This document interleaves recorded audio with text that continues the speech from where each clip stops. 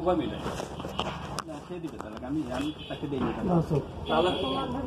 তালাক সেই দিচ্ছে। আমি বলি ব্যাপারটা বলি, কিন্তু তালাক বিষয়টা এখানে বলা আছে স্ত্রী নিজে রেজিস্ট্রি সম্পর্কে খোলা কবুল করলেন কিনা।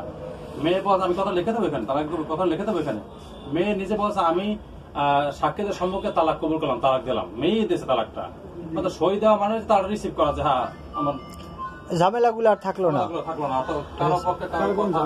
ঝামেলা থাকলো না, এই সুযোগ থাকে না, মিউচুয়াল কেস যেটাকে বলে।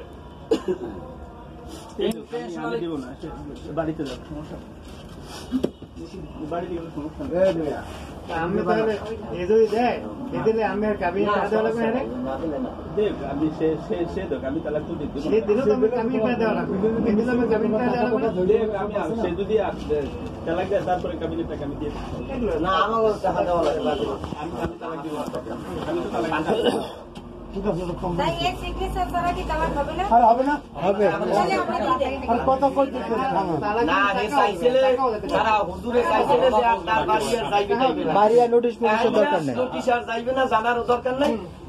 ওকে ওই উনি চাইছিল এই জিনিসটা আপনি করবেন না, আপনি একতরফা দিয়ে দেবেন, ঝামেলা একতরফা দিয়ে টাকা দেবে, একটা করে আবার যাইবে না, ওইগুলো নোটিশ পাঠাইতে হইবে, ঝামেলা পরামর্শ না এটা নিল না, ভালো করে নিল না এটা দরকার নেই, এটা দরকার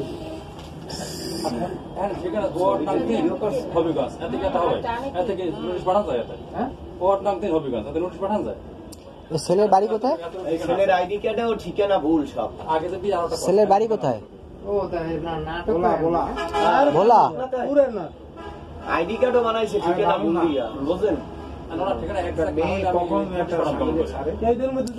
আগে একটা বিবাহ করছে, মামলার সময় হেদায় ঠিকানা দেওয়া নোটিশ গেলে তোর ফোন দিলে না না মামলাটা ঠিকানা না হইলে নোটিশ ঠিক আছে।